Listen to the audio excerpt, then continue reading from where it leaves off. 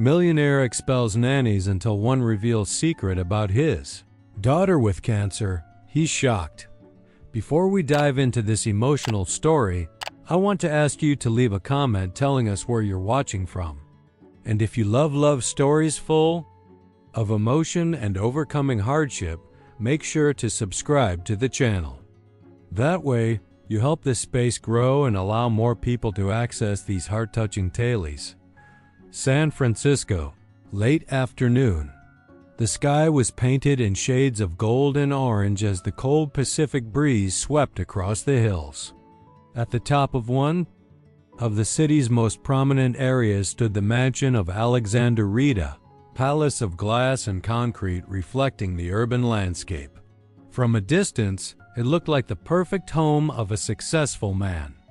Inside, however, the atmosphere was heavy with invisible tension, as if each wall had witnessed more tears than smiles. Alexander Reed, 36, walked down the main hallway. Tall, athletic, with brown hair carefully slicked back and intense green eyes that gave off a cold air, he looked like the very image of power. He wore a light gray suit, impeccable, and his footsteps echoed firmly on the polished marble floor. Everything about him exuded authority, but also solitude. That day, yet another nanny was leaving the mansion. The woman hurried down the stairs, eyes filled with tears, trying to balance a small suitcase and what dignity she had left. The security guard escorted her to the automatic gate, while Alexander watched from the top of the stairs, hands in his pockets, face stern. His voice cut through the silence like a blade. "Out of my house. I don't tolerate incompetence near my daughter. Don't ever dare come back." The nanny turned, trying to explain herself, but Alexander had already looked away, descending the steps slowly like a judge who had already given his verdict. One of the maids, watching from a distance, lowered her head out of respect, but also out of fear. Everyone in that mansion knew. The smallest misstep could get you cast out without mercy. Alexander crossed the main hall and stopped in front of the large coffee table, where a framed photograph lay, him, a few years younger, next to a woman with a sweet expression and little Lily as a child. They were all smiling happiness captured in a way that now felt almost cruel in front of the man who could no longer smile. His jaw tightened and he looked away as if facing that memory meant confronting an open wound. He climbed the stairs toward his daughter's room. He opened the door slowly. Lily lay in bed, wrapped in pink sheets embroidered with little stars. The room, delicately decorated, contrasted with the paleness of the 7-year-old girl. Her brown hair, once full of life, had thinned due to chemotherapy sessions. Still, the green eyes she inherited from her father sparkled with a tenderness that resisted the pain. When she saw him enter, Lily gave him a fragile smile. "Daddy, why did Miss Mary leave?" "I liked her." Alexander took a deep breath, sitting on the edge of the bed. He tried to keep a firm tone, but his voice came out harsher than he intended. "She wasn't good enough for you. Lily, I won't let anyone make mistakes with your health. It doesn't matter if you liked her." The girl lowered her gaze, clutching the stuffed bunny she always held in her arms. She didn't argue, but her silence was a scream that Alexander chose not to hear. Her smile had vanished as quickly as it had appeared. He stood up, ran a hand through his hair in a nervous gesture, and walked to the window. He looked out over the lit-up city, but in his mind there was only one thought. He couldn't show weakness. His arrogance was the shield protecting him from what he feared the most, his helplessness in the face of his daughter's illness. As he left the room, he shut the door slowly. Leaning against the hallway wall, his eyes stared into nothingness. His lips trembled for a moment, but he quickly suppressed any emotion. "I can't trust anyone. Not again." The mansion fell back into silence, broken only by the distant sound of rain beginning to fall outside. Alexander Reed, the man who had it all, remained a prisoner of himself and of a pain he didn't know how to share. The morning after the last nanny was fired, the Reed mansion was silent but not peaceful. The emptiness echoed through the hallways as if the walls themselves breathed distrust. The faint sound of the previous night's rain still lingered in the air, leaving the atmosphere heavy. Alexander was in his office, a spacious room lined with shelves filled with law and business books, displays of expensive crystal, and a massive imported oak desk. In front of him, dozens of contracts piled up, but his mind wandered, tormented by the same question from the night before. How much longer could he keep up this cycle of dismissing and replacing?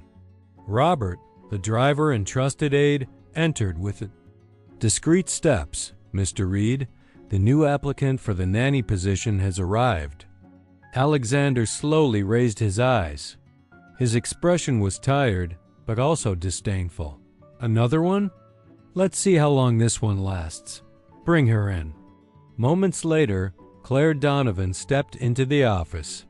She was 29 with wavy blonde hair falling gently over her shoulders, intense blue eyes, and fair skin marked with soft freckles. She wore minimal makeup, just enough to highlight her natural beauty.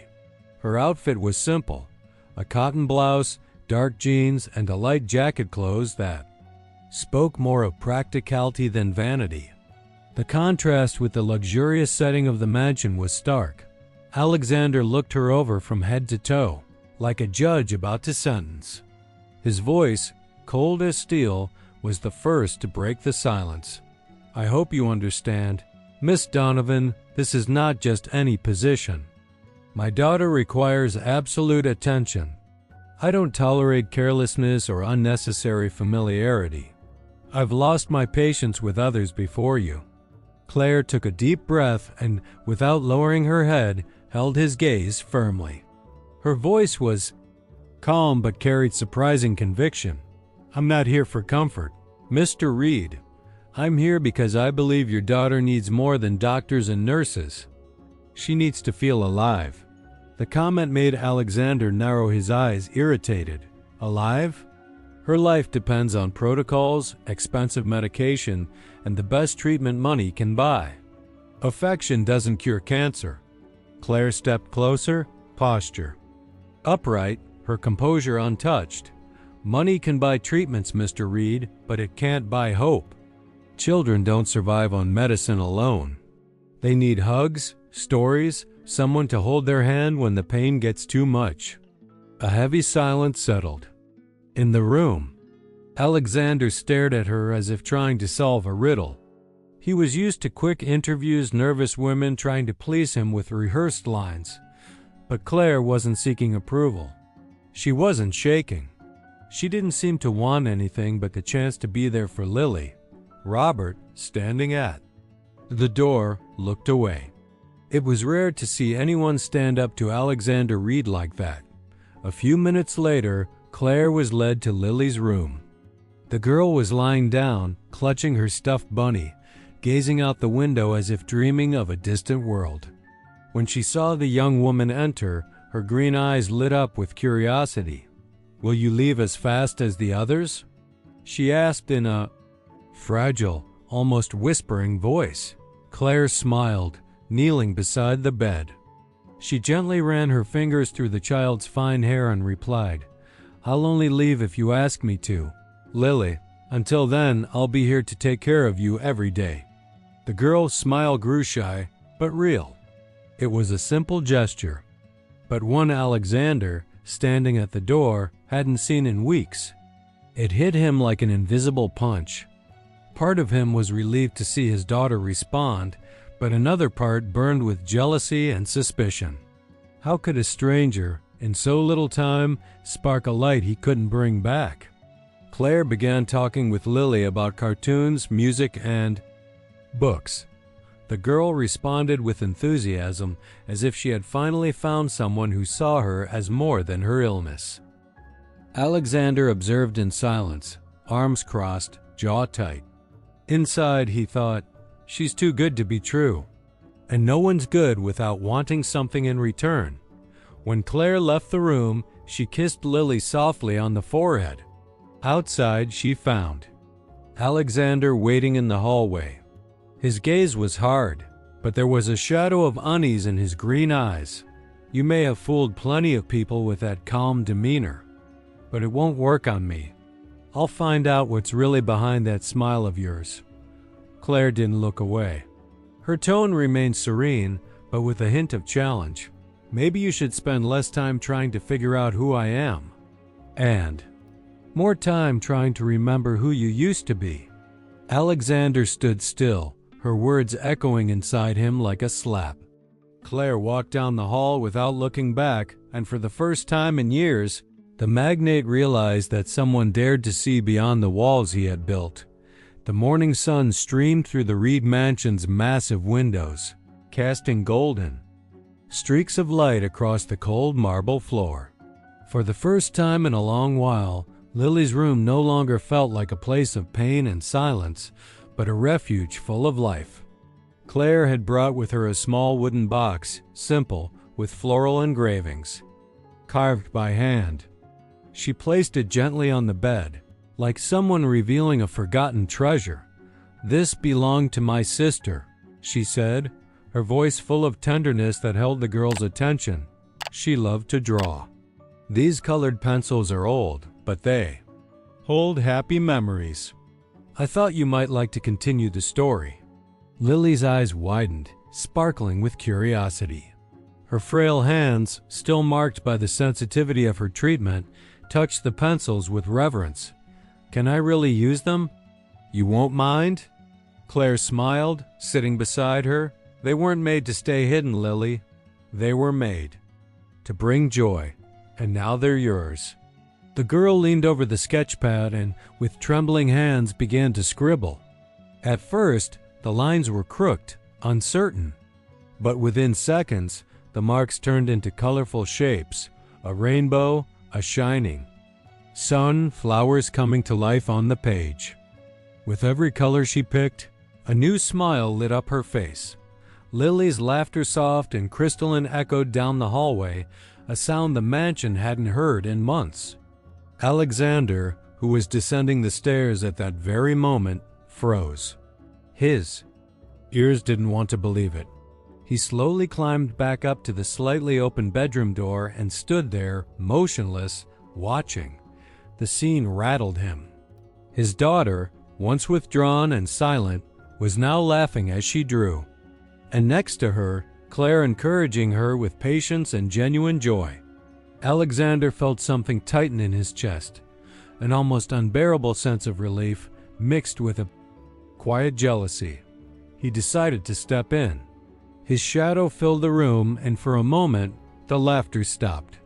Lily, excited, held up the page. "Look, Daddy, Claire and I made a rainbow. Do you like it?" Alexander fixed his eyes on the drawing. It wasn't just colored paper, it was life, hope made visible. He swallowed hard. "It's beautiful, sweetheart." Lily laughed again and kept coloring while Alexander watched in silence. His eyes shifted to Claire, who didn't look away. There was firmness in her calm, a quiet confidence that seemed to challenge him without saying a word. Later, at dusk, Claire brought Lily to the glassed-in balcony that overlooked the garden. The girl was wrapped in a soft blanket, gazing at the orange-tinged sky. Claire began telling made-up stories about stars that granted wishes. Enchanted, Lily rested her head in Claire's lap. "Do you think there's really a star just for me?" the girl asked. "I'm sure of it, Lily," Claire answered sweetly, "and that star shines brighter every time you smile." Alexander, watching secretly from the hallway, felt his eyes fill with tears. But unable to accept such vulnerability, he hardened his expression and walked in with firm steps. "You have a strange way of getting close to her. Almost too intimate." Claire looked up without flinching. "What would be strange is treating her like just a patient. I don't see illness when I look at Lily. I see a child who needs to be loved." Alexander narrowed his eyes, irritated by the audacity. "Don't forget you're here to do a job." not to become indispensable. Claire said nothing, but her expression spoke volumes. I already am, not because I chose to be, but because Lily chose me. That night, when Lily finally fell asleep, Alexander stood at the doorway, watching her as she clutched the colored pencils, smiling in her dreams. Claire adjusted the blanket over the girl and, before leaving, placed a soft kiss on her forehead. Alexander felt the weight in his chest. He knew something was changing, against his will, against his logic, against the fortress he'd spent years building. Claire Donovan, with her steady resolve and quiet tenderness, was breaking through the walls of the Reed Mansion. Night had fallen over San Francisco, cloaked in silence. Outside the Reed Mansion, the city lights sparkled like distant diamonds, reflecting off the tall glass walls. Inside, the air was dense, almost tangible. Alexander paced his office, trying to focus on reports that no longer made sense. Ever since Claire arrived, his structured routine had begun to unravel. She had done the unthinkable, pulled laughter from Lily, brought color back into his daughter's room, restored something he had believed lost. But instead of feeling grateful, Alexander felt threatened. Later that night, unable to manage his thoughts, he wandered the quiet corridors until he reached Lily's room. He stopped in front of the slightly ajar door, frozen. What he saw shook him to the core. Claire, seated at the edge of the bed, cradling Lily in her arms and softly singing a lullaby. Her voice was warm and deep, filling the room with a peace Alexander had never known. Lily, nestled close, smiled faintly, her eyes half closed in contentment. The gesture, so simple, struck Alexander like a dagger. His heart pounded not with tenderness, but with rage. Rage at realizing someone else could give his daughter something he, with all his wealth, never could. His fists clenched. Every note of the song felt like an attack on his authority, on his inadequacy. Suddenly, he shoved the door open. His voice erupted, heavy with fury and wounded pride. Enough. Stop that right now. You're not family, Claire. You have no right to take that place. Lily's eyes widened in fear as she clung to the nanny's arm. The peace of the moment shattered in an instant, but Claire didn't flinch. She remained seated, eyes locked on Alexander with unshaken resolve.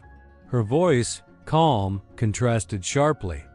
With his outburst, she just needed a song to fall asleep, Mr. Reed, that's all. Alexander took a few steps forward, breathing heavily, his face twisted in anger. It's not your place to decide what my daughter needs. I'm her father. I know what's best for her. Claire lifted her chin, her serenity now hard as steel. Do. You? Then tell me. When was the last time you simply held her without fear? When was the last time you sat with her without talking about doctors, treatments, or test results? The words struck Alexander like lightning. He stopped halfway into the room, stunned, as if he hadn't expected to be confronted that way. Lily, confused, looked between them, tears welling in her eyes. Alexander tried to respond, but his voice faltered. I do what's necessary. I pay for the best specialists, the best clinics. I give her everything she needs to live. Claire gently stroked Lily's hair, still staring at him. Her voice was quieter now, but sharper than ever. You pay. To keep her body alive, Mr. Reed, but when the pain comes, it's her heart that cries for help. Money doesn't wipe away tears. Money doesn't sing her to sleep. Money doesn't hold a scared child's hand in the middle of the night. The silence that followed was nearly unbearable. Alexander felt every word like a slap to his soul. His breathing was ragged, eyes watering against his will. He tried to hold on to his cold exterior, but the cracks were spreading. Unable to take any more, he turned sharply, stormed across the room, pulled the door open, and slammed it behind him. In the hallway, he leaned against the wall, breathing. Like he'd just come out of battle, Inside, Claire remained beside the bed, calming Lily's quiet sobs. She kissed the girl's forehead and whispered gently, "Sleep peacefully, my love.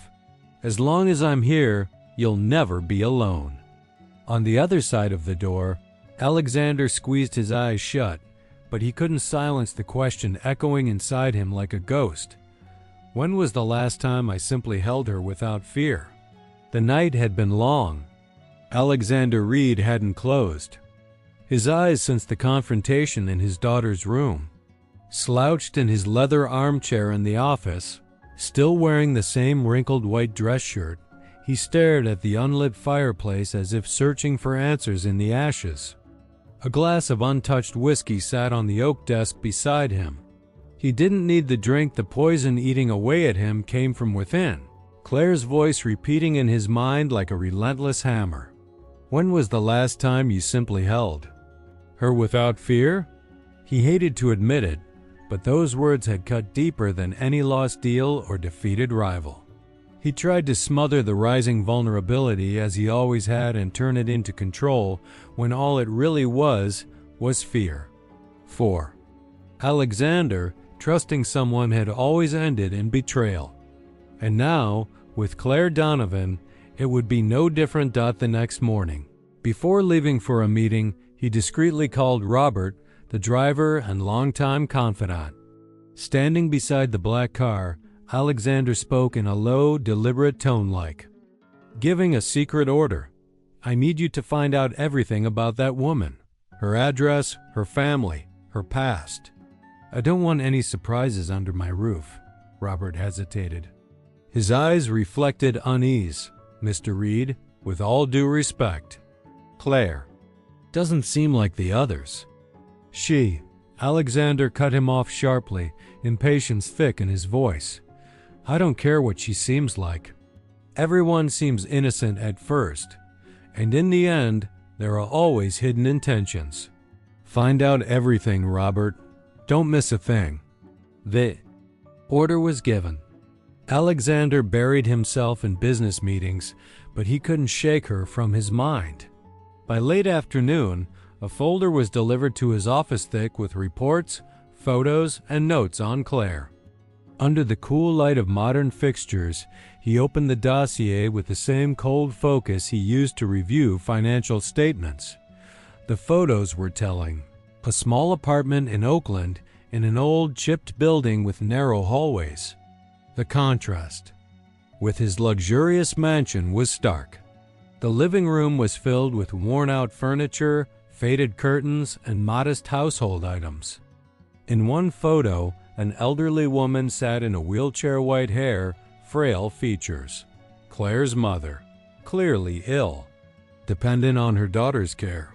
Other documents revealed overdue bills, mounting medical expenses, receipts for high-cost medications. Claire had been supporting everything on her own, juggling temporary jobs before landing the position at the Reed mansion. Alexander tightened his grip on the folder, his gaze hardening.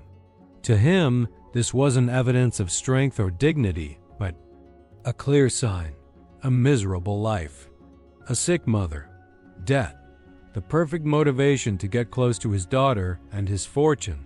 So that's it. A sad little life, a dying parent, and mounting debt. Won't be long before her true intentions come out. Robert, standing nearby, took a breath and dared to speak. "Sir, maybe you're misjudging. This just shows she knows pain, that nothing's ever been easy for her. Maybe that's exactly why she understands Lily so well." Alexander's eyes blazed. He slammed the folder shut on the desk. "Enough, Robert. I won't be fooled by another sob story. You think I don't know this game? First, they win your trust. Then they ask for help. And before you realize it, you're being played." His voice echoed in the silent office. But deep down, what truly disturbed him wasn't the photo of Claire's mother or the bills. It was the memory of Lily smiling in Claire's arms. How could a woman with so little manage to give his daughter something all his millions had failed to provide? That night, overwhelmed by doubt, Alexander climbed the stairs to Lily's room. The girl slept peacefully, still clutching the colored pencils Claire had given her. A half-finished drawing rested on the knit-stand, a smiling family.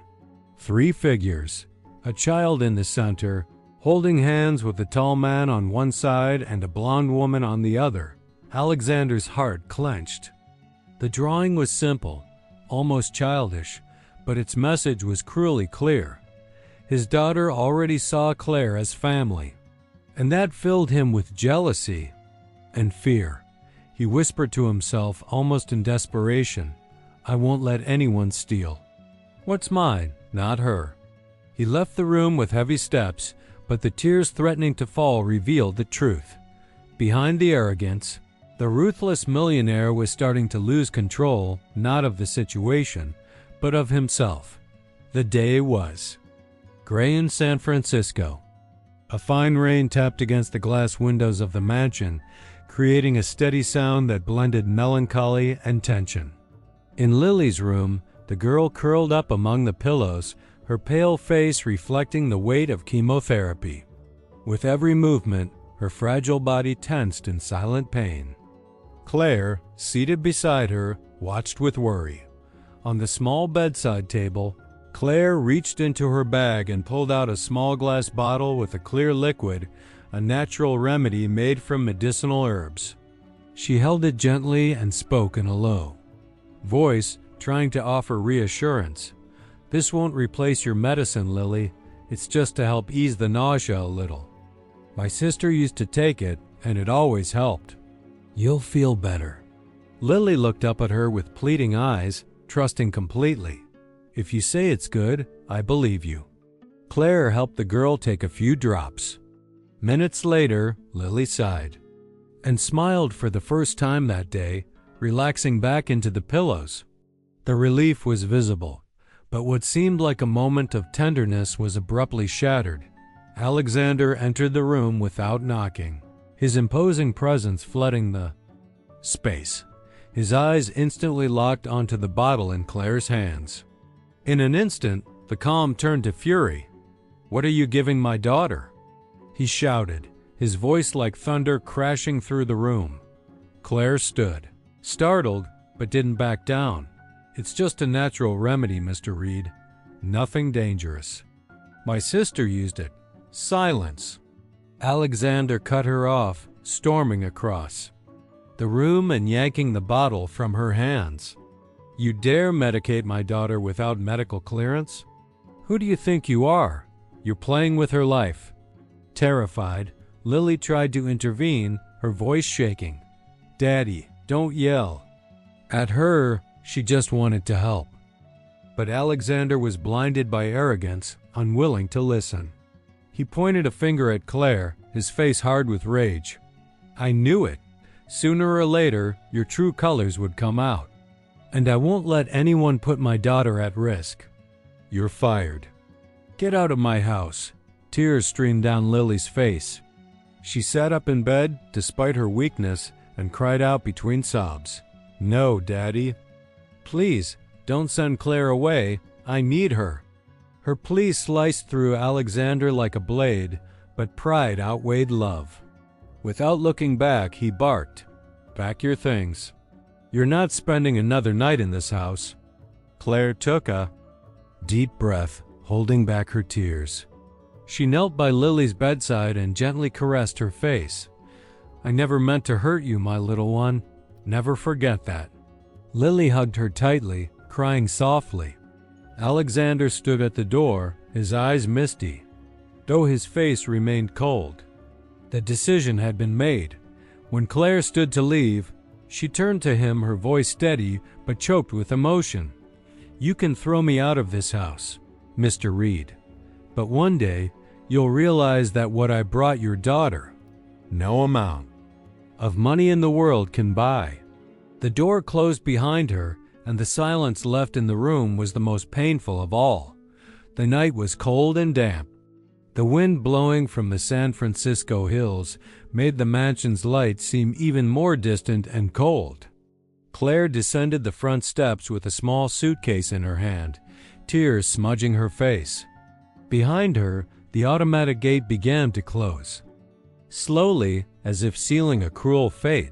From inside, Alexander watched from afar, his imposing silhouette framed by the light of the grand hall. As much as he wanted to ignore it, the image of his daughter sobbing still echoed in his mind. But his pride wouldn't let him retreat. Claire stopped in front of the gate. Her restrained sobs turned into desperation.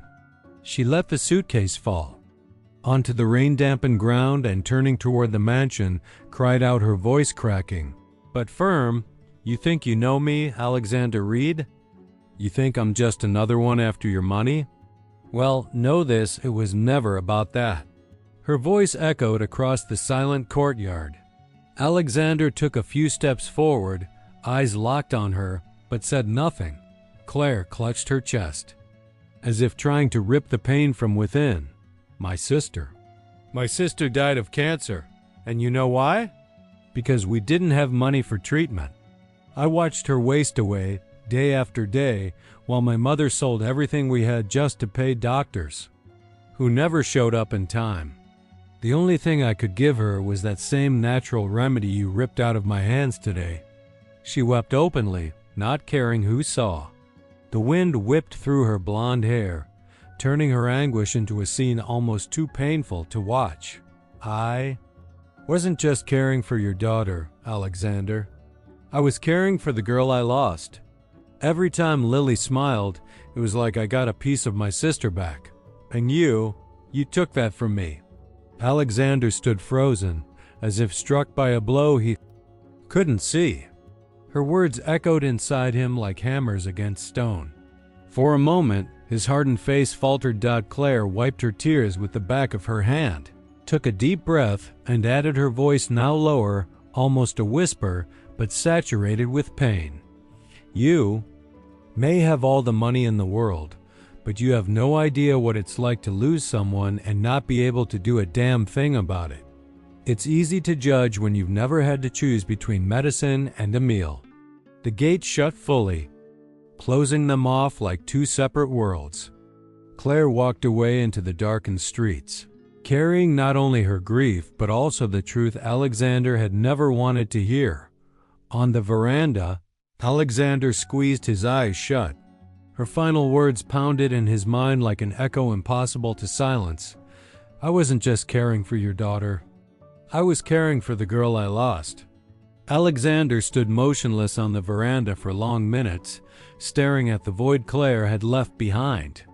The fine rain now trickled down the marble columns, but he didn't move. His breathing was heavy, as if every word Claire had spoken had driven a blade deeper into his chest. He stepped back into the mansion with slow, burdened steps. The silence that had once symbolized order and control now echoed like a tomb. He walked to the living room and stopped in front of the cold fireplace. The reflection in the window showed a man impeccably dressed, but inside he felt shattered. He ran his hands over his face, trying to tame the storm within, but he couldn't. Images of Claire's sister, someone he had never known, began to fill his mind, vivid as if they were memories of his own. He imagined her young, suffering, helpless. For the first time, Alexander saw his own arrogance as an unbearable weight. Lily's voice echoed in his memory. "Daddy, don't send Claire away. I need her." He shut his eyes tightly, but the tears came hot, unrelenting.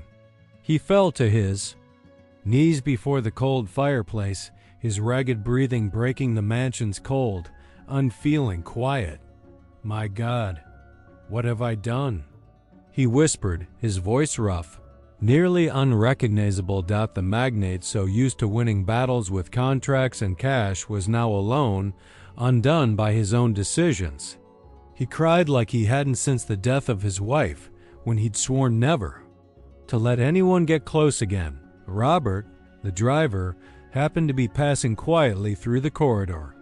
Hearing the muffled sounds of crying, he paused. Through the half-open door, he caught sight of Alexander collapsed. Broad shoulders slumped under a weight no fortune could carry. Too hesitant to interrupt, Robert only murmured to himself, Finally. He's feeling what he never let himself feel. Alexander looked up toward the ceiling, tears streaming down his face. Claire, forgive me. I didn't see anything clearly. I ruined everything. The mansion, once a symbol of his triumph, now felt like a prison. The coldness that had shielded him had cracked. And for the first time, the man everyone feared was broken, reduced to the pain of realizing he had driven away the only person capable of bringing hope back to his daughter's life. The morning felt colder than usual in San Francisco. Alexander. Reed had been awake long before sunrise, though, in truth, he hadn't slept at all. Claire's revelation echoed relentlessly in his mind, each memory a strike against his once impenetrable pride. He walked alone through the silent halls of the mansion, passing priceless paintings and imported sculptures that, for the first time, seemed utterly meaningless. None of those symbols of power held any value next to the absence he had created. Lily, still frail, slept peacefully in the room next door, clinging to her stuffed rabbit. Her calm expression seemed like a silent plea. Bring her back. And that's exactly what he decided to do. Hours later, his black car cut through the streets of Oakland. With every mile, he drifted farther from the artificial glow of Silicon Valley, and closer to a reality he had never allowed himself to see. Simple facades, corner markets, old buildings with peeling paint told stories not of status, but of survival. When the car stopped in front of a narrow apartment building, Alexander took a deep breath. The contrast was brutal. Windows with makeshift curtains, clotheslines rusted over time, concrete steps weathered by years of wear. The man who lived behind walls and bodyguards now stood before a wooden door faded by wind and sun. He knocked softly. Seconds later, Claire opened it. She wore a simple sky blue cotton blouse, soft fabric pants, and worn slippers. Her blonde hair was pulled into a messy bun with a few loose strands framing a tired face.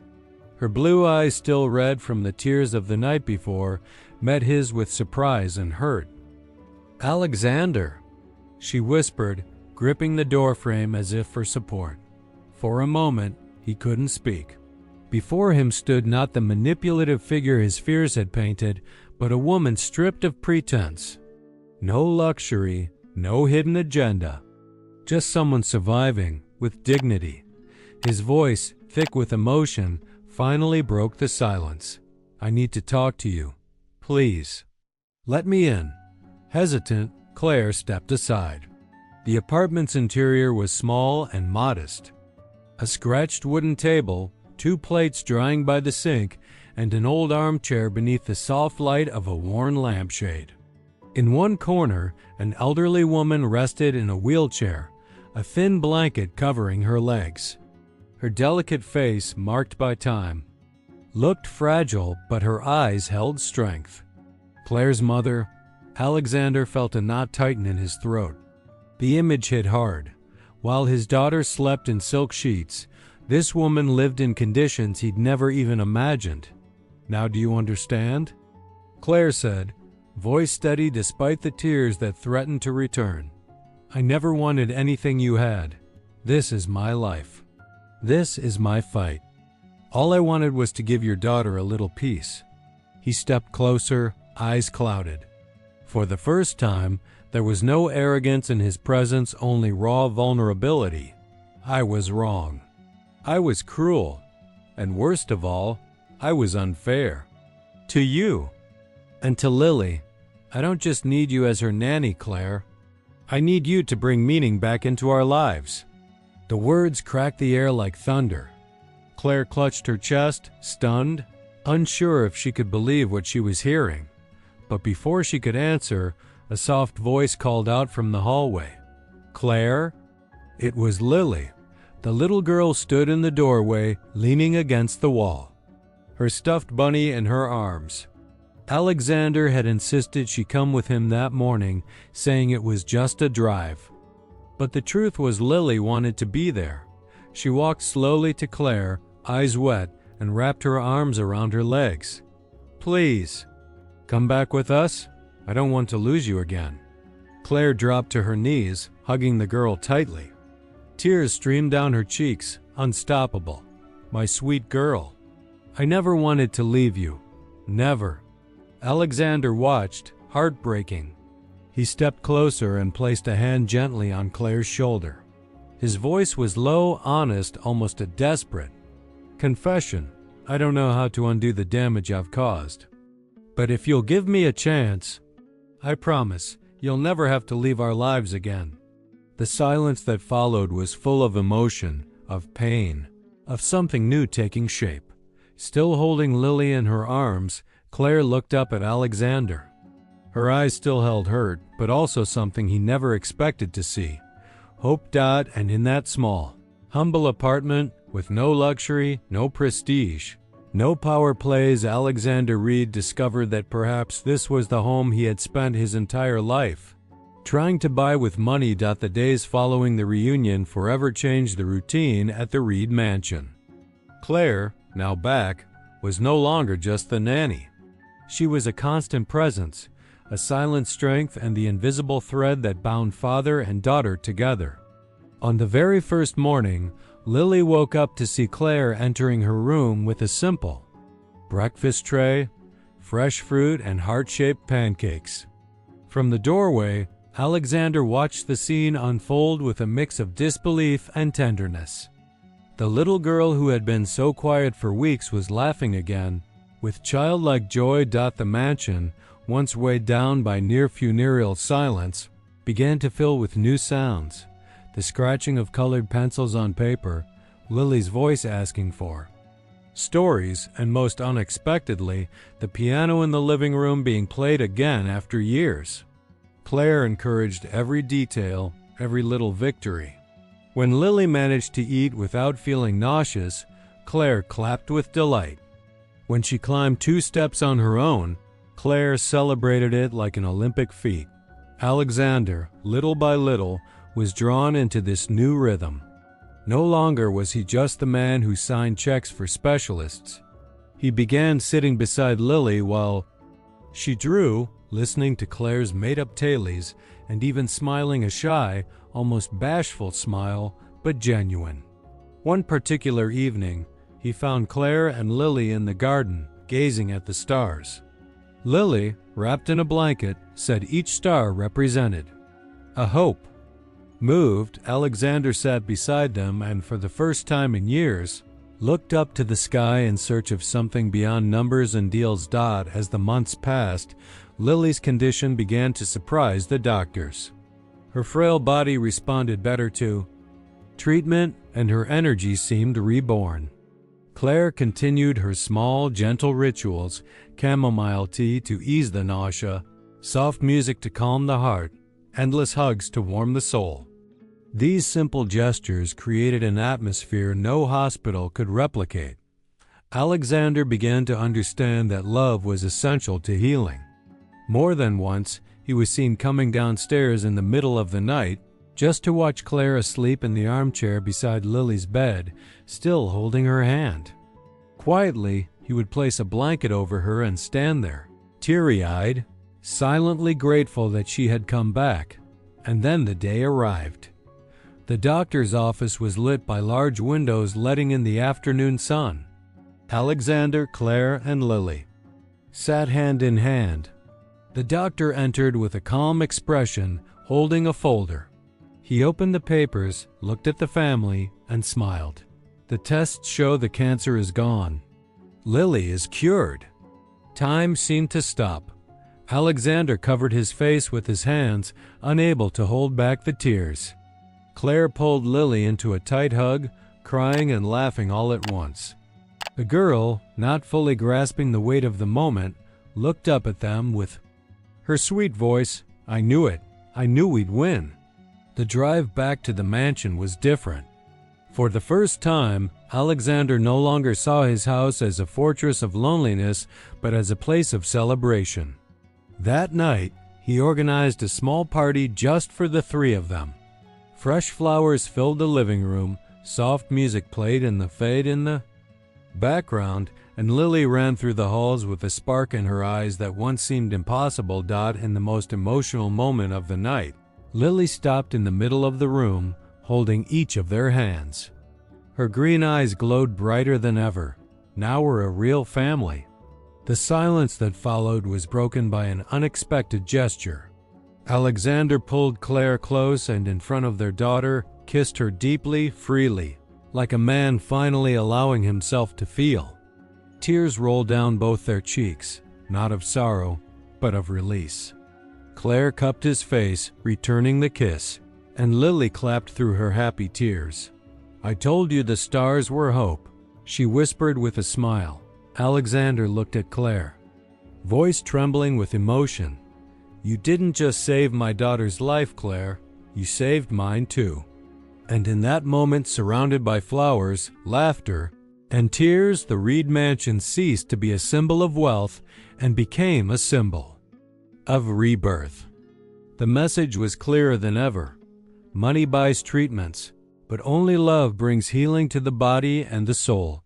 And so we come to the end of this story full of pain, resilience, and true love. Now I want to hear from you. What did you think of this story? Leave your rating from 0 to 10 in the comments and tell us how deeply it touched your heart. If you enjoyed it, don't forget to like the video, share it with someone special, and subscribe to the channel so you don't miss the next stories. And before you go, there's another beautiful story waiting for you, one that might touch your heart even more. Don't miss it.